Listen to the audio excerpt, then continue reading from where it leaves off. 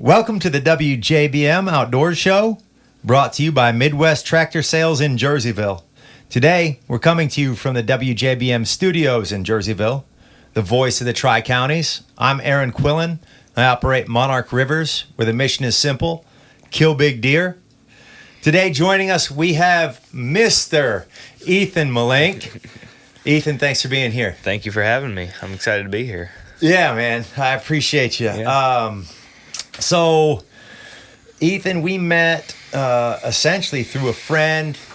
Told me, hey, this young kid is quite the waterfowl hunter. And, he's very personable, got a great head on his shoulders.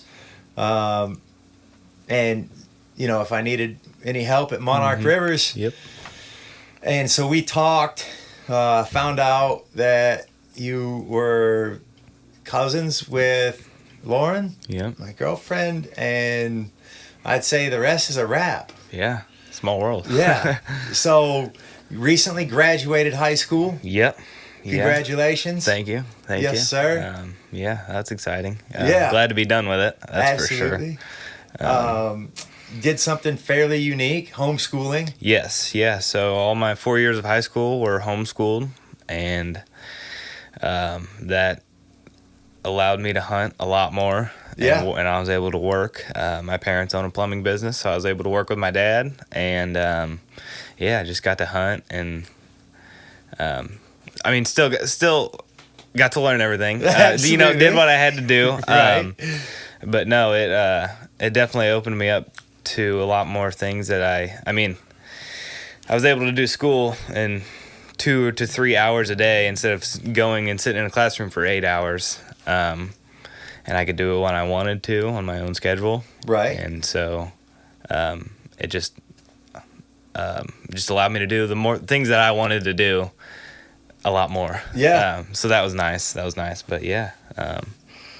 So just finished. So were you always this passionate about hunting?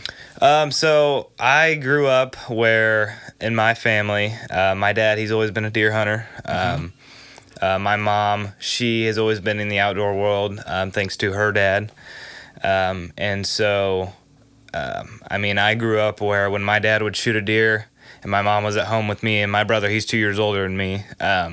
We would be 2 years old and 4 years old, and she would dress us up and we'd go help dad find the deer. So I was exposed to it at a very, very young age. And I don't remember a lot of that from when I was younger. So I, grew up being very involved in the outdoors. When I was old enough, I was taught how to shoot a gun safety. And it's really just caught on from really ever since I could remember it and could understand how to do it. Right. It's my life now. I love it. There's nothing that I would rather do than hunt. Yeah. I'm with you. Yeah, it's 100%, as are a lot of people. Excuse me. What's your favorite game to hunt? That would be tough. So I've killed 3 or 4 deer in my life. Okay. I don't really deer hunt. I've always been the bird guy in my family. Yeah. I would say it's pretty hard to beat big honkers. I love ducks. It's fun. It's fast-paced. It's fun. I love snow geese. But I would say honkers is just, that's kind of where I've put most of my focus, and that's what I love doing. I love turkeys, too. I really love turkeys. And I'm glad that they're separate times so I can honkers and then turkeys.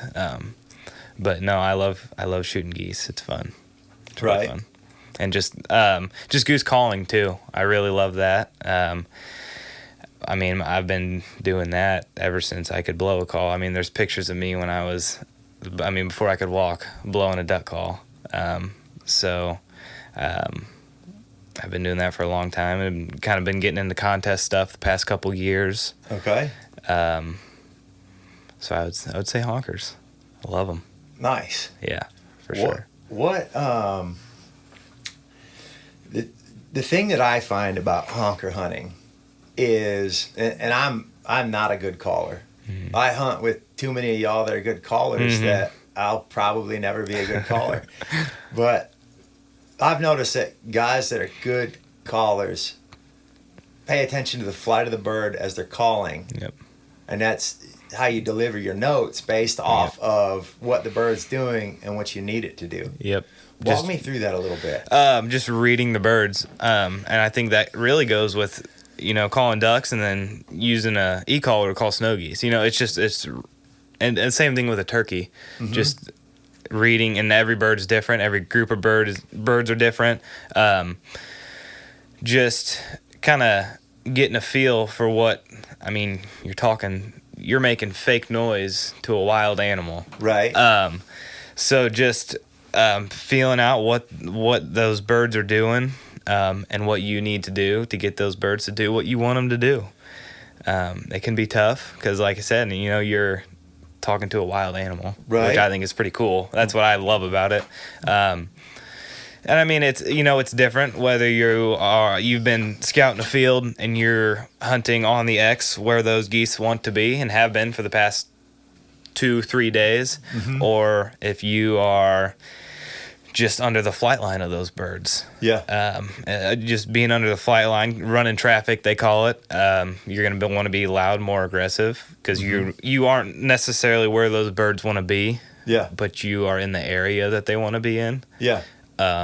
So more loud, aggressive calling, just like letting them know, hey, don't go there, come here. Yeah. Changing their minds, essentially. And then if you are where they want to be, just soft calling, or sometimes no calling at all. I've seen that work great.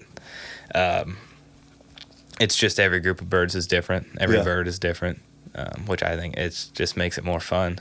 Right. In my opinion. It's pretty cool. Yeah, it's always blown me away.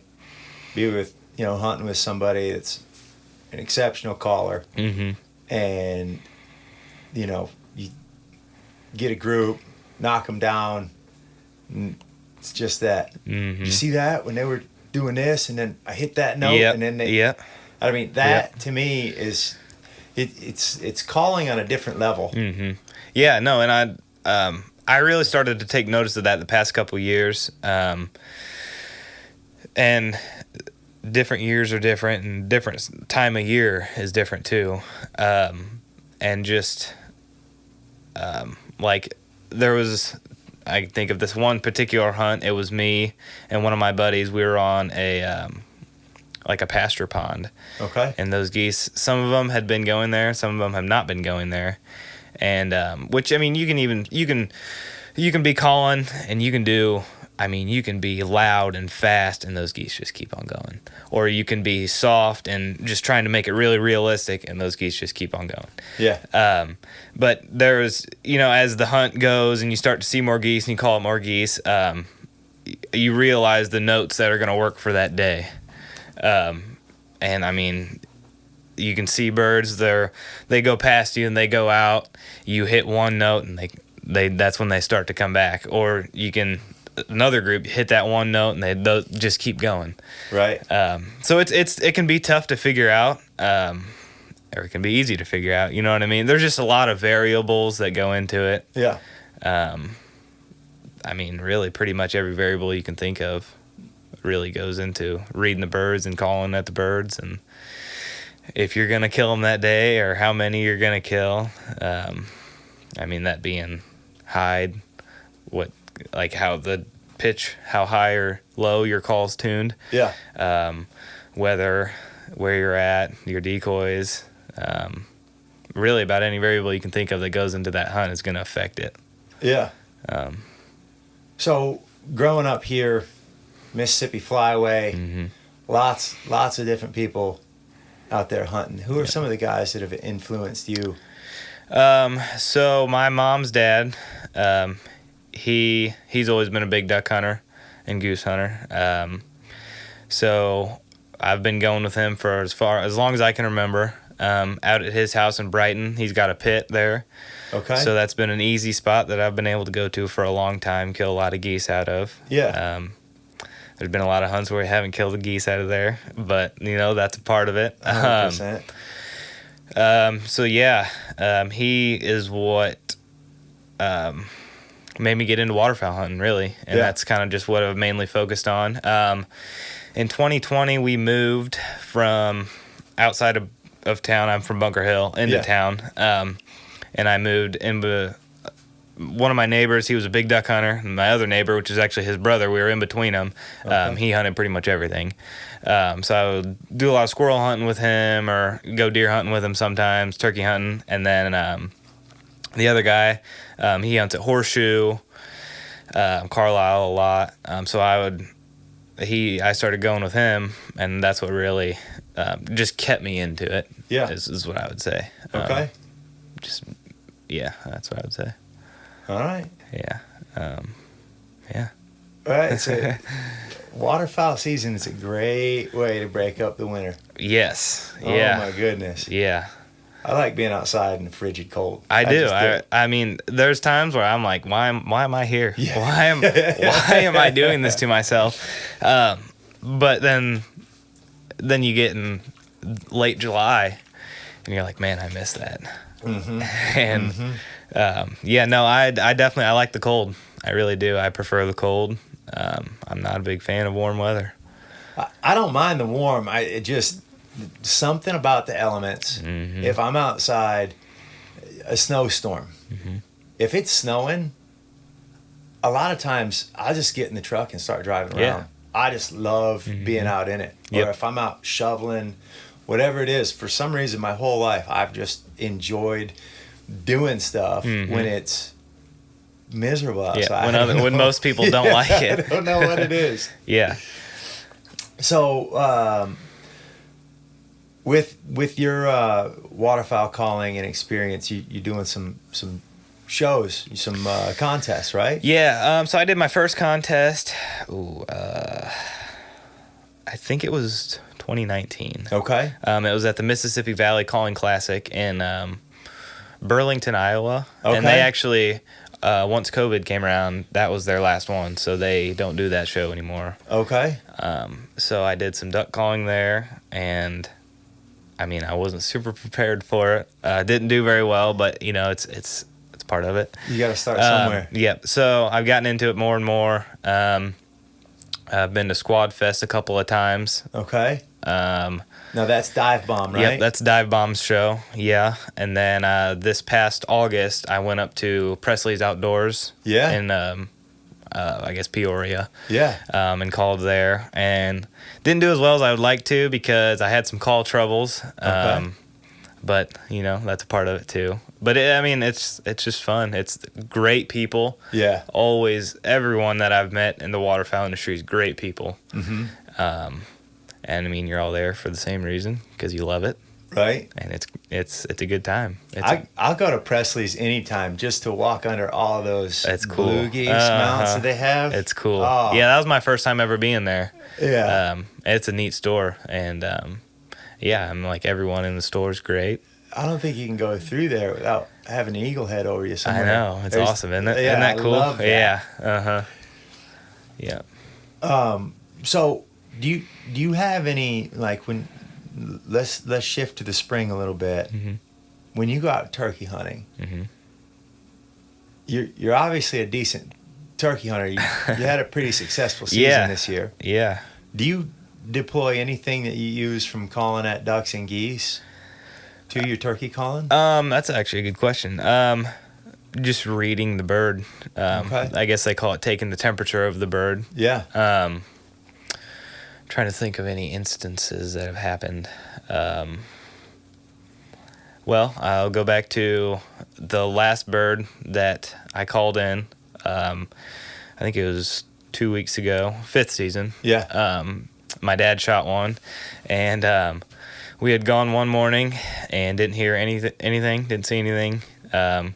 So we went to work, and we were working at this house in Brighton that had a field behind it, and there was a strutter out there I think we got there at 8:30 until about 11. He was strutting out there, gobbling. He ended up calling 2 other hens to him, so he was just teasing us. And that was after a bad morning of hunting. Yeah.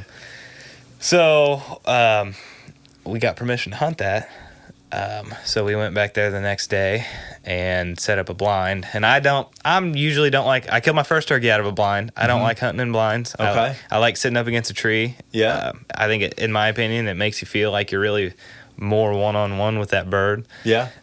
More out there. So we set up a blind just because we had to. And we never heard anything gobbling on the roost. And this bird came out into the field and it was like a switch flipped. He just started hammering. So he was gobbling and gobbling. He was kind of coming towards us a little bit. And so I called, and he gobbled. And, I mean, from the time he entered that field until about 15 minutes later we killed him, he probably gobbled 30 to 50 times. I mean, he was on fire. Really? So that was super neat. And so he started coming. Once I called, he started coming towards us. And, I mean, he was probably about 60. And he turned to his right and started walking like that, kind of away from us a little bit. And he was kind of going behind a little hill, just still gobbling and gobbling. And so after I hit that first call, we didn't have any decoys out. So he knew that a hen was there. Yeah. He responded, so he heard it. Yeah. And he would kind of get to a little half strut a couple of times. So he was fired up. He knew I was there. He didn't know where, which is kind of what I wanted to keep it at. Uh-huh. So he was coming towards that sound. And once he started to drift off of that, still gobbling, still fired up, kind of strutting a little bit. Once he was probably about 70 yards away going the other way. I was like, if I don't call again, we're going to lose him. So I called again, and I mean, that spun him on a dime. Really? And he came pretty much right up that hill, right to us, gobbling the whole way. And my dad shot him, and it was 41 yards. That's awesome. And he smoked him. And it was just a stud bird too. It was a good one. Yeah, it was probably a 3-year-old bird. I think it was right at like 1 1/8 spurs and 10-inch beard. It was a good bird. Nice. So that was cool. I like that because one reason I like turkey hunting is I think given certain circumstances, it can get pretty personal. Like we saw that bird yesterday. He teased us for 3 hours. Oh yeah. Like you kind of, I don't want to say it. You build a connection like with that bird. Like it's him, and you might be mad at him, but it's still a connection. Yeah, yeah. And so I think it's pretty cool because like that bird was there. He was there all day yesterday, and we were able to come in here and kill him. And I think, and there's just been multiple instances like that the past couple of years where you get beat by a bird and you go back out there and you have history with it. I mean, same thing with the deer. You know what I mean? Yeah. I mean, you're chasing a big buck. What can be a couple years. Yeah. And I think it just makes it that much better killing them. Yeah. It just makes it's more personal. One of the bucks we killed this year was actually second year of downfall, which made me more mad at him. Because he got through his peak years. Which, I mean, you got to give credit to him. That's impressive. I mean, he was able to get around you that many years until he was getting old. And then once we figured him out, it was just a matter. Yep. It was just a matter. Mm-hmm. That's awesome. So you were in on more than just that one bird. You were in on several birds this spring. Yep. So I had 2 tags this year, which got a little lazy on the lotteries. We put in for first lottery and got a first season tag, and then didn't put in for the other 2 lotteries. And then when they went over the counter, I was in Florida. Oh, yeah, that's right. So I came back a couple days later, and all they had left was 5th season. So I had 1st and 5th season. This is the first year we got my mama tag, and so we were wanting to prioritize her first. Yeah. So opening morning of first season, we went out and she killed her first turkey. It was a Jake, but she killed her first turkey, so that was awesome. Phenomenal. So called in. I think there was 5 or 6 of them. Okay. She missed her first shot, but ended up connecting with her second shot, thankfully. So that was cool. Nice. She was pretty happy about that, and. So that was the first day of first season, and the second day of first season, I went out and I took my girlfriend with me, and that was the first time she's ever been hunting with me. Yeah. And we had a bird come into us at about 30 yards, and I mean, I think it was 6:23 when I killed him. So it was early. It was before, I think that was a minute after the sunrise. Okay. And I shot that bird with, it was a 410. It was an old single shot 410. It was my uncle's gun he passed away about 10 or 11 years ago. Wow. So that was pretty cool. Yeah. So those were the first two birds. And then my dad had second season.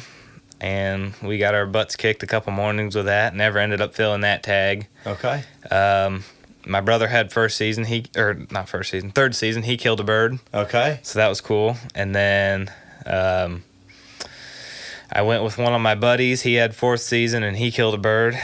And then fifth season came around, and first day of fifth season, I shot a bird. And then I think it was... I don't remember exactly what day my dad killed his, but he killed another fifth season bird. It was towards the middle. It was towards the end of the middle of fifth season. Because I remember you messaged me. Because fifth season opened on a Thursday. I killed my bird on a Thursday. Which was, I think, the 8th. Yeah. So I think it would have been, I mean, I can go back in my phone and look at it. It's not that important. But I feel like it was in the double digits. Yeah, it was 10th, 11th, something like that. Yeah, it would have been the Monday or Tuesday, so 11th or 12th, I think. Yep.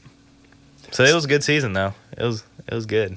So your dad's bird, fifth season, that was out in the middle of the open field, right? Yeah. So no that was decoy. Nope. We had a decoy in the blind with us, but we never ended up putting it out. Okay. Now, the blind, were you kind of tucked up against some structure, or were you out in the middle of it? So we were on a big hedgerow. Okay. Probably about 10 foot off of it. So pretty out in the middle. Okay. Kind of sitting by ourselves. Yeah.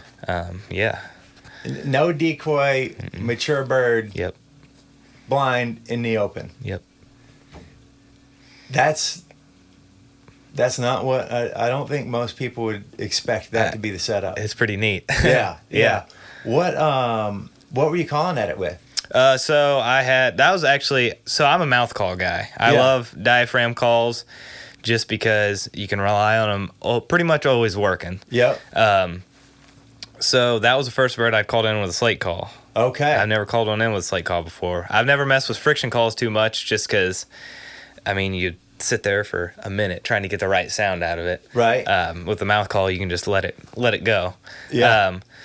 So I think it was a Rock Outdoors slate call. Okay. It was the first slate call I bought a couple years ago. It was the first time I've used it. Nice. So that was the first bird I actually ever called in with a slate call too. All right. So what were some of your other setups like? My mom's bird, my dad, he had went there the morning before, and he seen where them birds came out. So we had a general idea of what they were doing. And last year, my dad killed a bird there pretty much in the same spot where she killed hers. Yeah. So we've been on that property before and kind of knew what the pattern of what they were doing was. So we went out there and set up 2 hen decoys and a Jake decoy. Okay. And they weren't really gobbling on the roost at all. And they finally... You could hear them all gobble at one time, and they were Jakes. Yeah.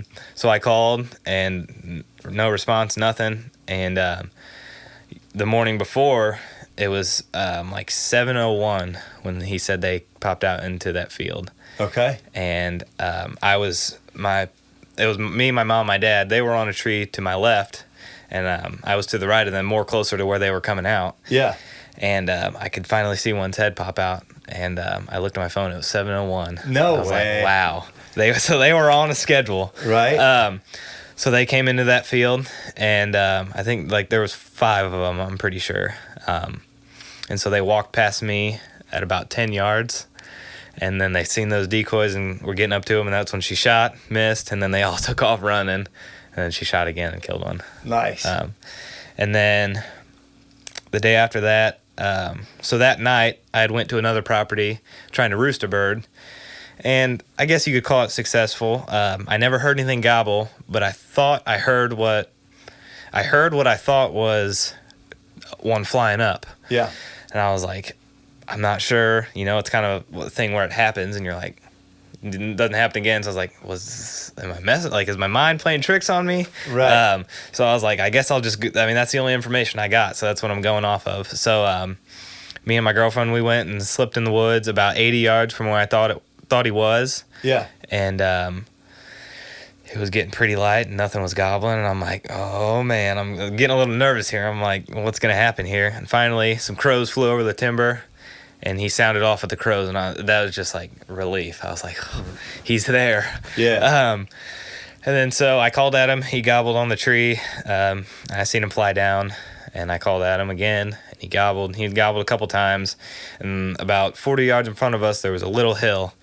And I told her there was 2 big trees. I'm like, he's going to come out right there. And that was before we even heard him. I was like, if this turkey's going to come here, like, he's going to come out right there. Right. And he pops up right there. And I was like, he's coming. And so the bird ended up being a jake. Yeah. Which I didn't know that until a couple seconds before I shot him. So he came up over that hill.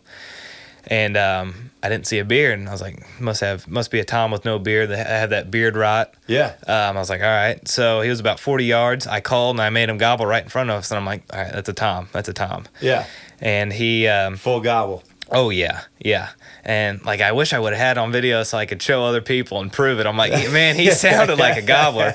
And he got to a spot and he stuck his head up, and so he stuck his head up. I think that was when he kind of saw us.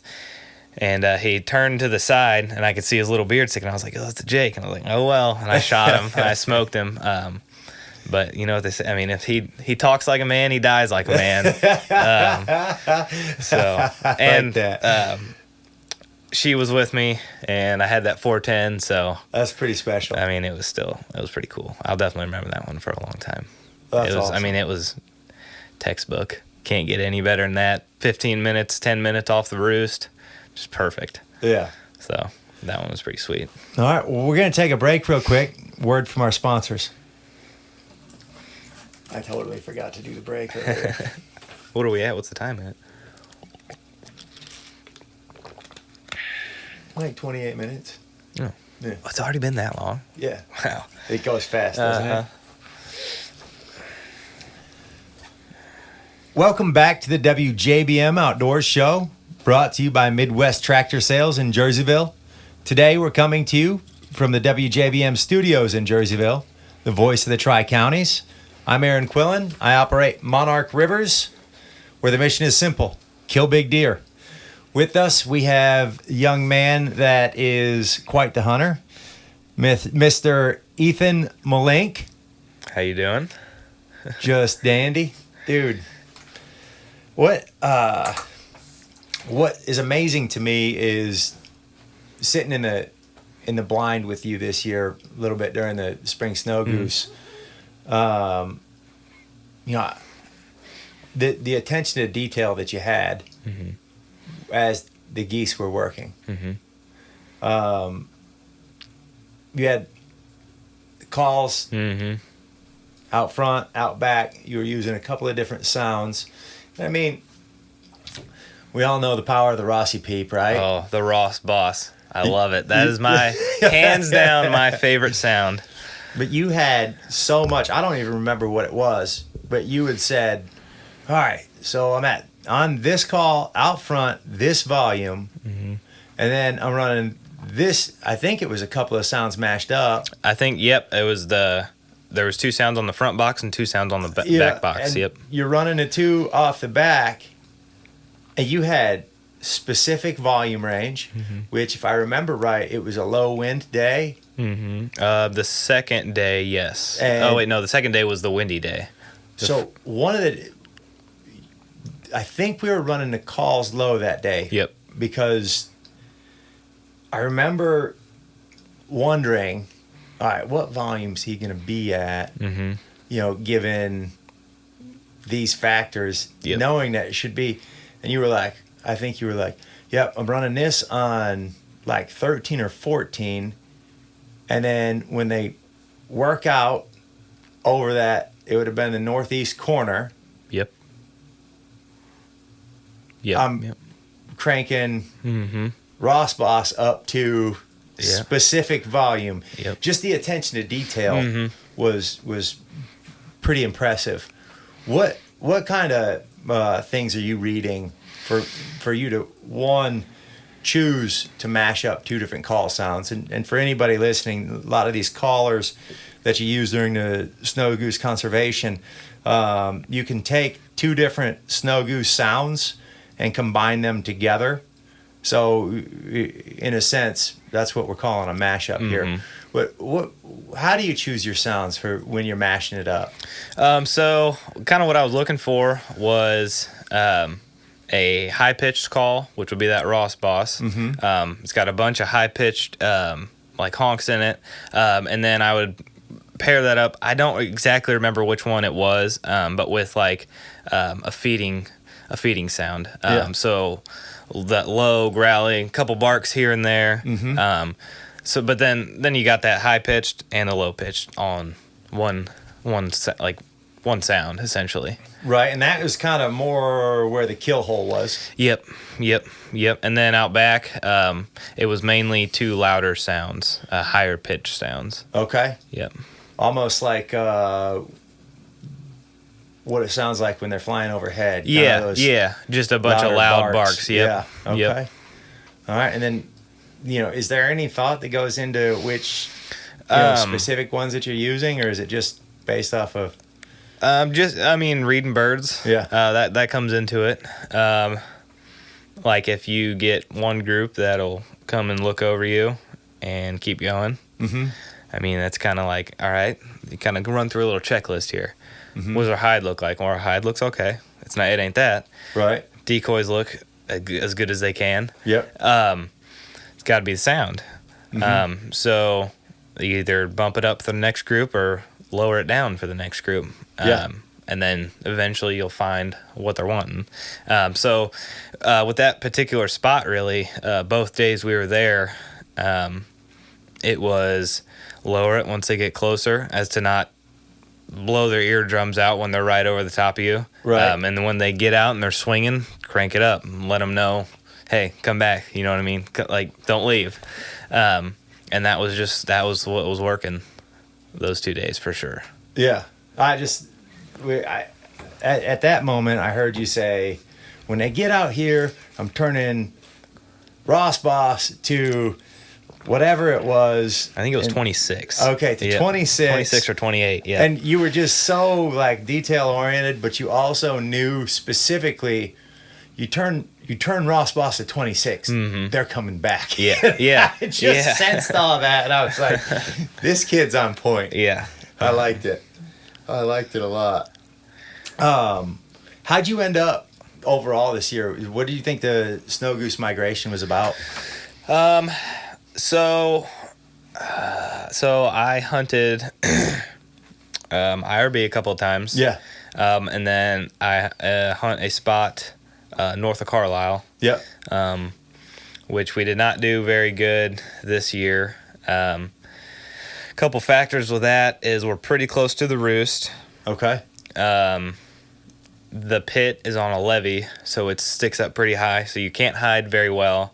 You're pretty close to trees, so any sound you're putting at the trees is bouncing off, which can throw the birds off a lot. Yep. And we are about 800 or 900 yards from an outfitter.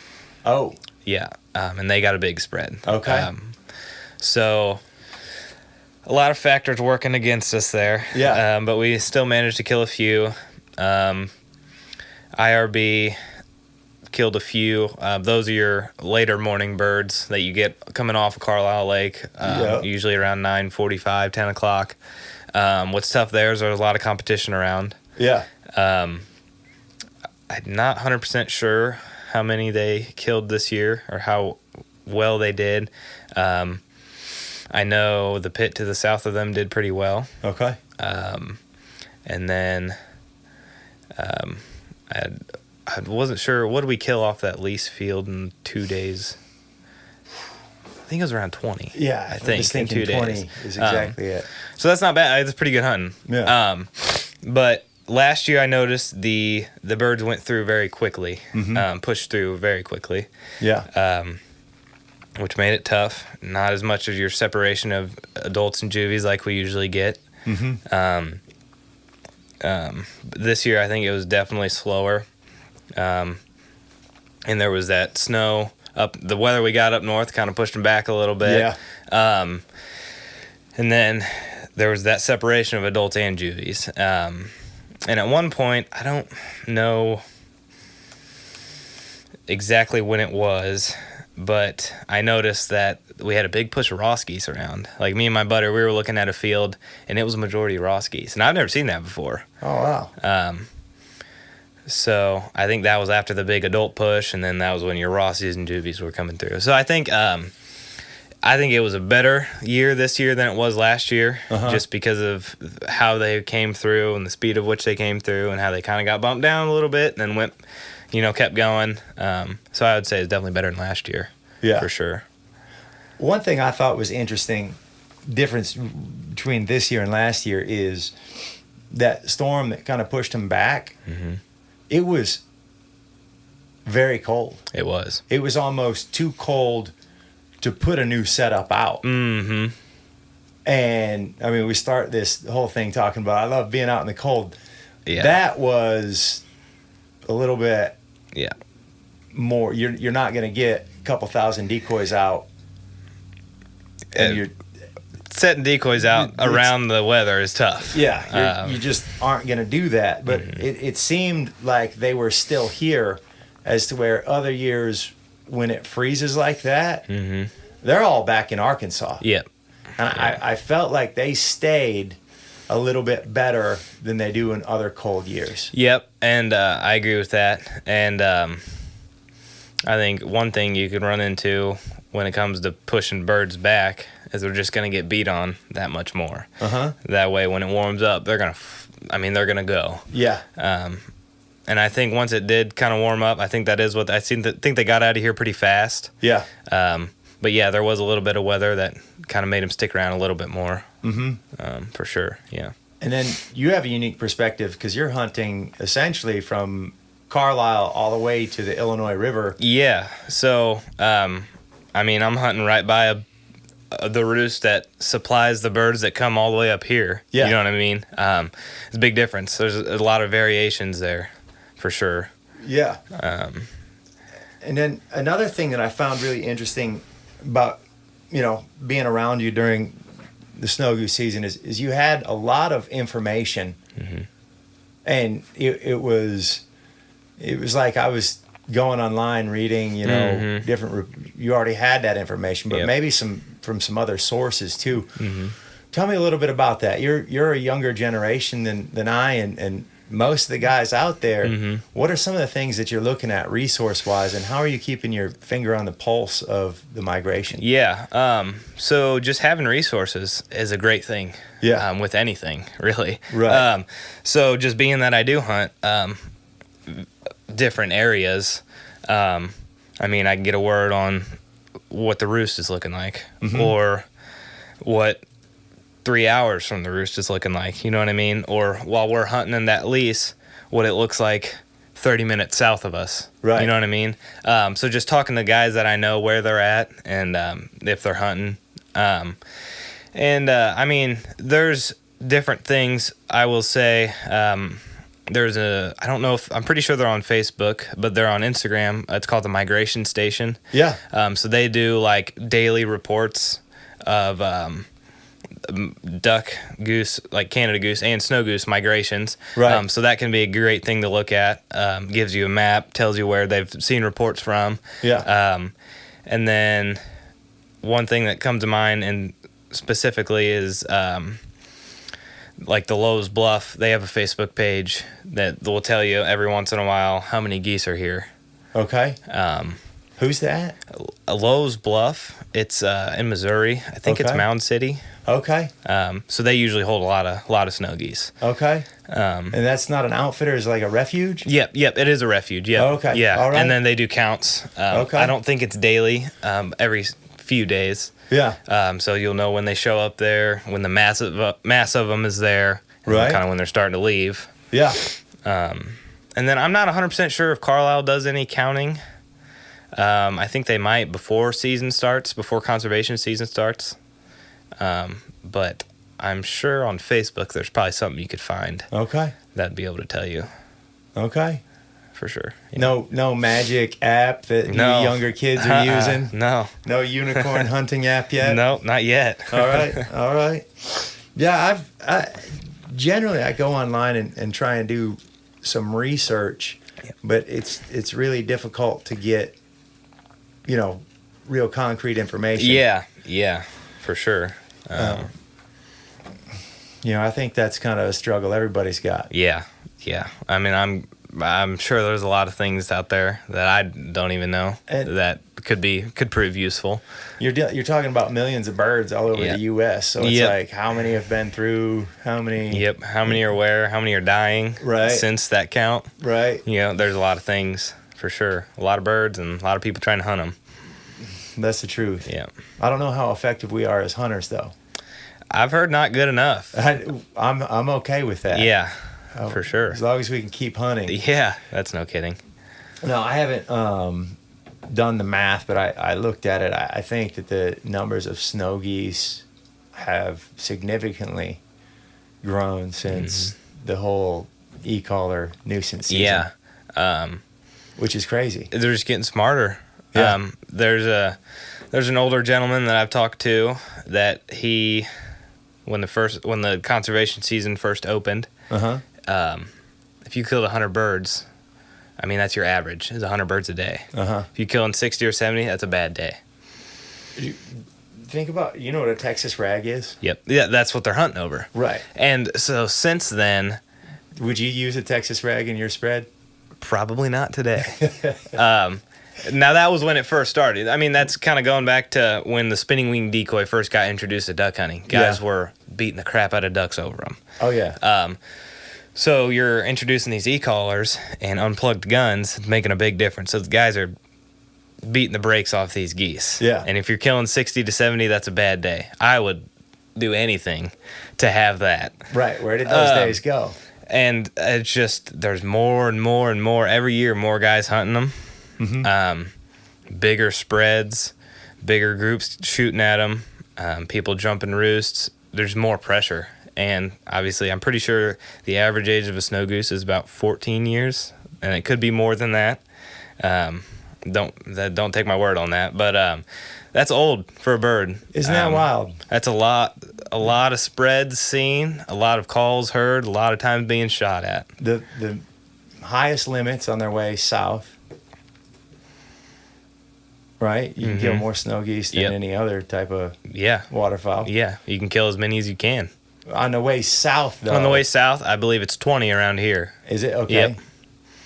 On the way north, unlimited, electric collars, no plugs. Yep. So, I mean, you're thinking 8 to 11 shots per guy compared to 3. Big difference. Right. And yeah, I mean, just guys are throwing bigger and bigger spreads every year. It's just a lot of pressure on them. And there is a lot of birds. There's a lot. And they're getting smarter. Yeah, it's getting tougher. Right. And then every once in a while, you'll have a giant freeze that kills the juvie population. Yep. Yeah. Or just It's funny how that works. I'm just going to keep hunting and... Excuse me. Maybe I just shut my mouth and not talk about it and hunt them. I like that. We're going to take another break. Hear a word from our sponsors. Anything else you want to cover? Nothing I can really think of. All right, we got like 10, 12 minutes, so we'll just knock it out. Yeah. All right. Welcome back to the WJBM Outdoor Show, brought to you by Midwest Tractor Sales in Jerseyville. Today, we're coming to you from the WJBM studios in Jerseyville, the voice of the Tri-Counties. I'm Aaron Quillan. I operate Monarch Rivers, where the mission is simple: kill big deer. And with us, Ethan Mullink, Bunker Hill native. Yeah. Born and raised. Dude, so are you technically a flatlander then?